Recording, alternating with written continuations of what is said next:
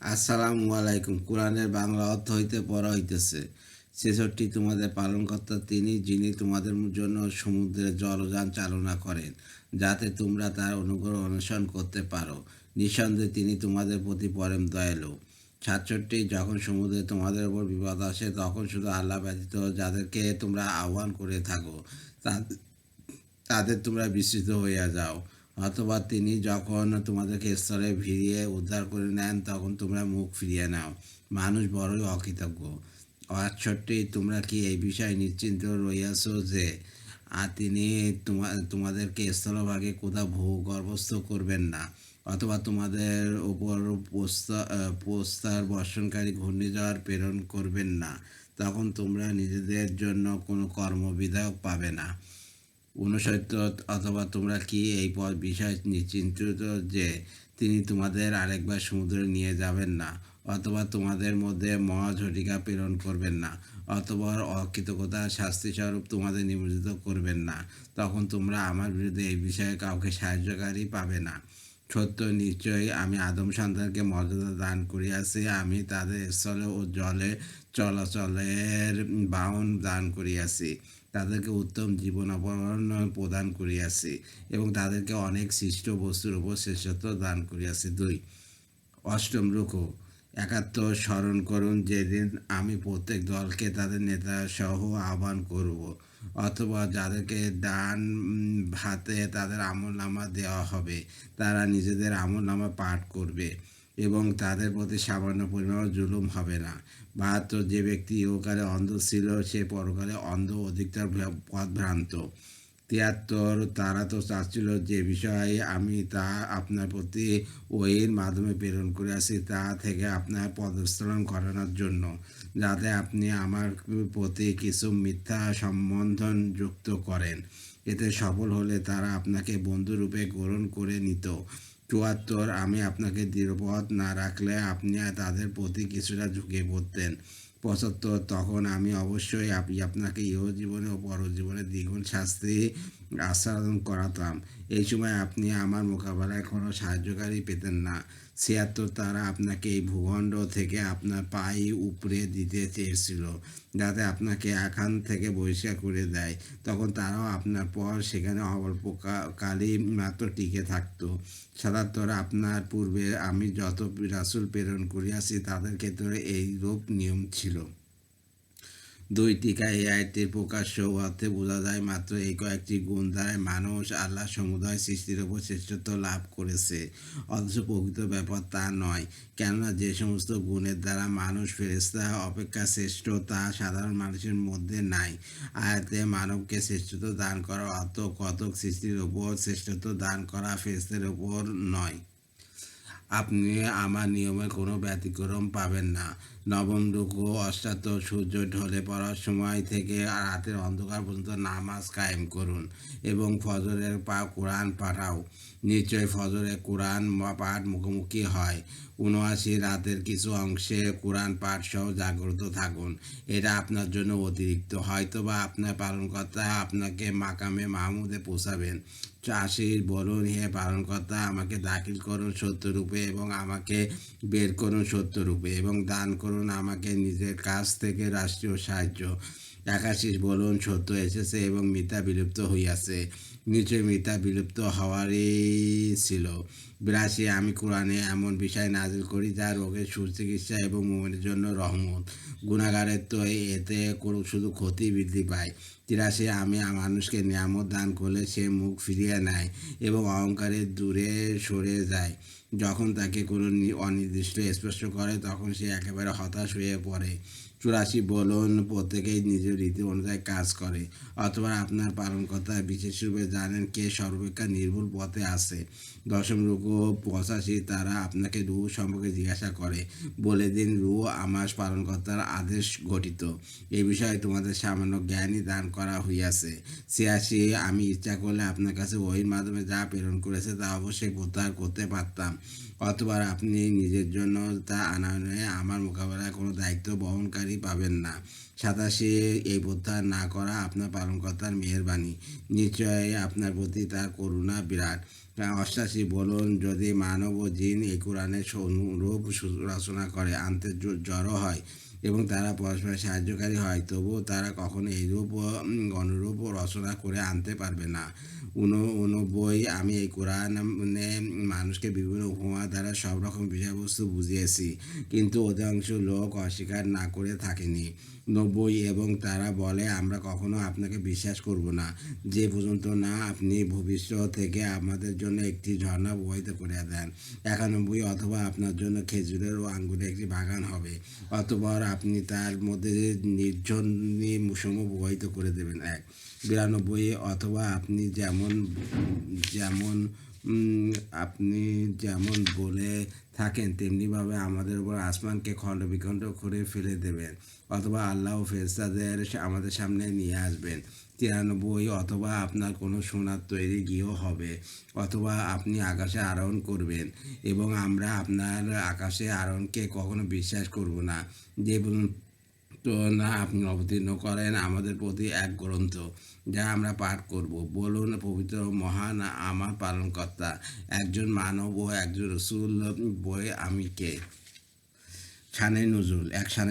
একদিন আবু জেহেল প্রমুখ কতিপয় কুরাইশ সর্দার হুজুর সাল্লাল্লাহু খেদমতে বলল, যদি টাকা পয়সার লোভে কিংবা সর্দারি লাভের লালসায় এই নতুন ধর্ম আবিষ্কার করে থাকেন, তবে আমরা চাঁদা করে টাকা জোগাচ্ছি এবং তোমাকে কমের সর্দারি প্রদান করিতেছি। আর যদি তোমার মস্তিষ্কে কোনো দোষ ঘটে থাকে, বলো, চিকিৎসার ব্যবস্থা করে দিই। রাসূলুল্লাহ সাল্লাল্লাহু আলাইহি ওয়াসাল্লাম বললেন, এর কোনোটি নয়, বরং আমি আল্লাহর প্রেরিত রাসূল, তার আদর্শে প্রচার করিতেছি।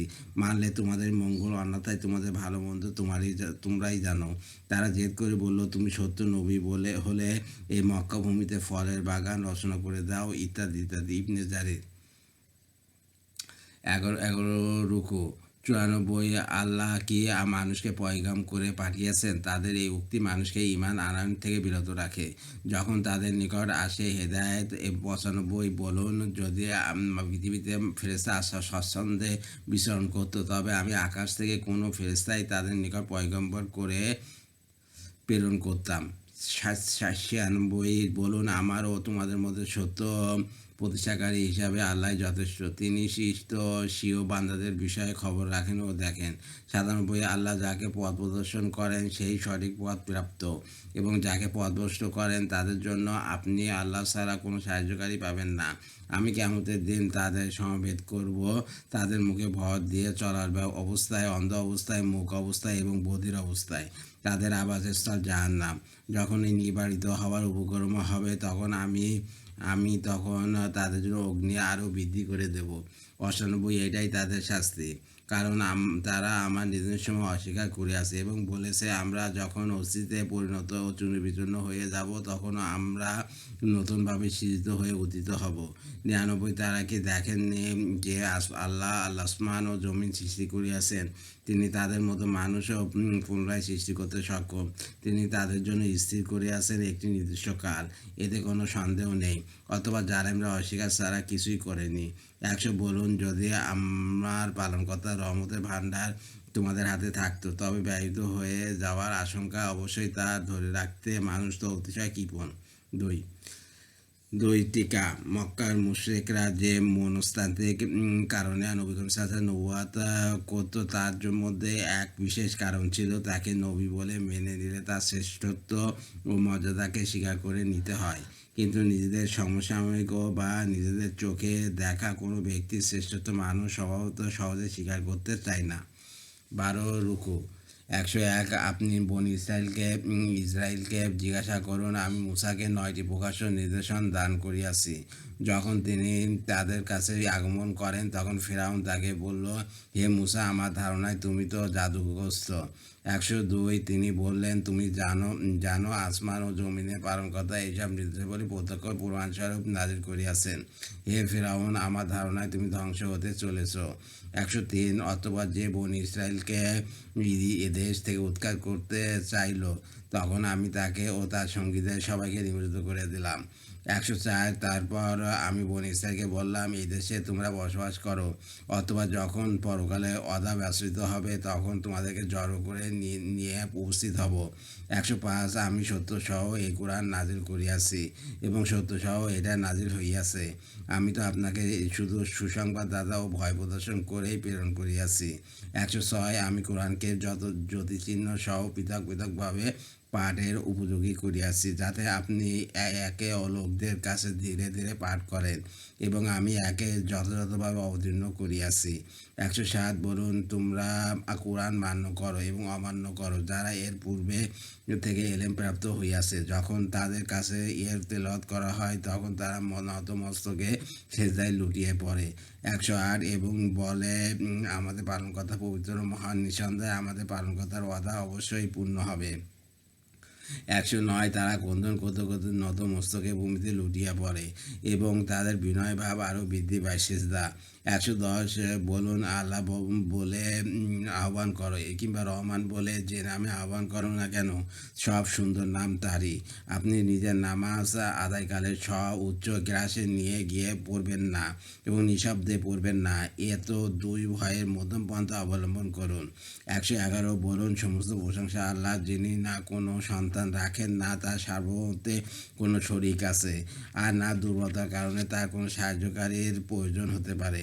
সুতরাং আপনি সসম্বরে তার মাহাত্ম্য বর্ণনা করতে থাকুন।